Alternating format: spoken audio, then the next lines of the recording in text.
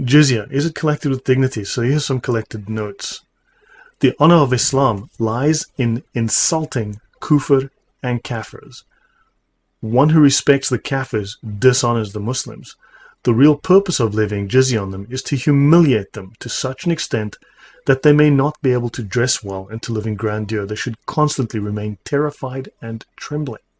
It is intended to hold them under contempt and to uphold the honor and the might of Islam. Sufi Saint Ahmad Sirhindi. This was written in the 1500s to 1600s and it's letter number 163. Dhimmis is derived from an Arabic root that means guilt or blame. Now they speak of safeguards that can be extended to protect the blameworthy. Yeah, like the mafia extends safeguards to protect the people in their territory, as in you pay us money or you don't have protection.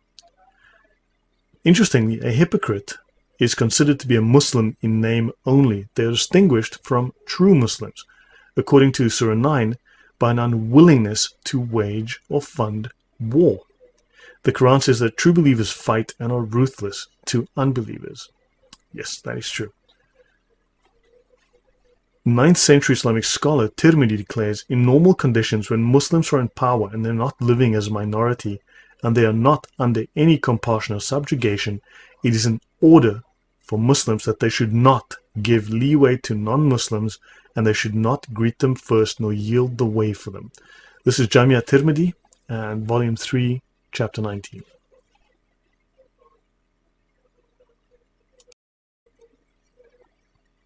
For our reference, this is a copy of Jamia Tirmidhi. This is volume 3, chapter 19. I'm looking at page 366. It is called the chapters on military expeditions. Interesting that the discussion on the Dhimmi and the Dhimma contract is under a chapter on military matters. Comments: in normal conditions, when Muslims are in power and they are not living as a minority and they are not under any compulsion or subjugation, it is in order for Muslims they should not give leeway to the non-Muslims. They should not greet them first nor yield the way. Some of the people of knowledge, the alim, that's their scholars, said that it only means that it is disliked because it would amount to honoring them, and the Muslims were only to humiliate them. The Muslims are only to humiliate them. For this reason, when one of them is met on the path, a Muslim is not to yield for him, because doing so would amount to honoring them. In a country where Muslims are living as a minority, they are allowed to give such leeway to non-Muslim rulers for the greater interest of the Muslim community. And here we have Ibn Umar narrated that the Messenger of Allah, that would be Muhammad, said, indeed, when a Jew gives salam to one of you, then he is only saying, Assalamu alaikum, death be upon you. So say alaik and upon you. In other words, return the curse. This is graded as Sahih.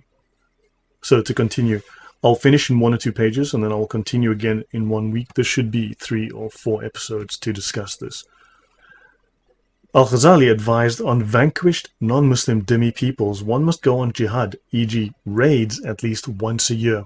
One may use a catapult against them, the non-Muslims, when they are in a fortress, even if among them are women and children.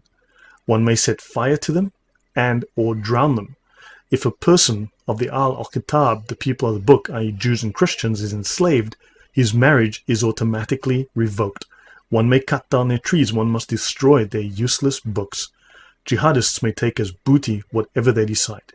They may steal as much food as they need. They are not permitted to display their wine or church bells. Their houses may not be higher than the Muslims, no matter how low those houses are. The Dhimmi may not ride an elegant horse or mule. He may ride a donkey only if the saddle is made of wood. He may not walk on the good part of the road. Dhimmis must wear an identifying patch, even women, and Dhimmis must hold their tongue. Al-Ghazali viewed non-Muslim Dhimmis as a typical Islamic theologian of the era.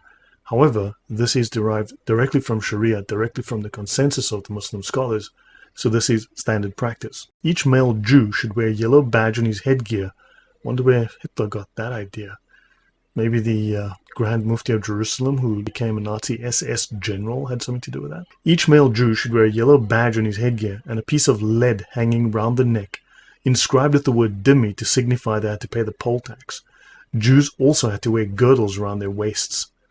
Abu Shuja further imposed 2 signs on Jewish women. They had to wear a black and a red shoe, and a small brass bell on her neck or shoe to announce the separation of Jewish from Gentile women. Gentiles would be Muslim women. He assigned cruel Muslim men to spy upon Jewish women, to oppress them with curses, humiliation, and spite. The Gentile population mocked all the Jews. That would be the Muslims. And the mob and their children beat up the Jews in Baghdad. The Dhimmi is obliged not to mention Allah or his apostle. Jews, Christians, and Magians must pay the Jizya. On offering up the Jizya, the Dhimmi must hang his head while the official takes hold of his beard and hits the Dhimmi on the bone beneath his ear, the mandible. No such thing as paying it with warmth and kindness. No respect. You must be humiliated. I will finish this slide and I will continue again in a week. Please leave your comments below. I hope this is helping you understand what it means to be a Dhimmi in a caliphate and why Islam is by no means a religion of peace. Sell your children to pay the jizya. So from the book The Origins of the Islamic State, right, these are the details here. Page 354, it says, you have to sell your children and wives in order to pay the poll tax. Its people came to terms stipulating that their lives, property, and their children be safe, and they agreed to pay the poll tax. They capitulated, agreeing to pay the poll tax or evacuate the place, or they would be thrown off their land. This is Islam. This is what happens when the Muslims have majority. This is the Sharia. Understand this. I hope this was interesting. So, as usual, please share this around. Let people know. Bring this up in discussion. There are lots of comments where false information is being spread.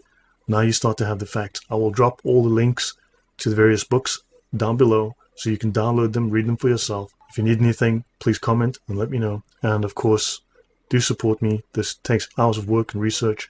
And like, share, subscribe, all of that YouTube stuff. Thank you. Have a nice day. Goodbye.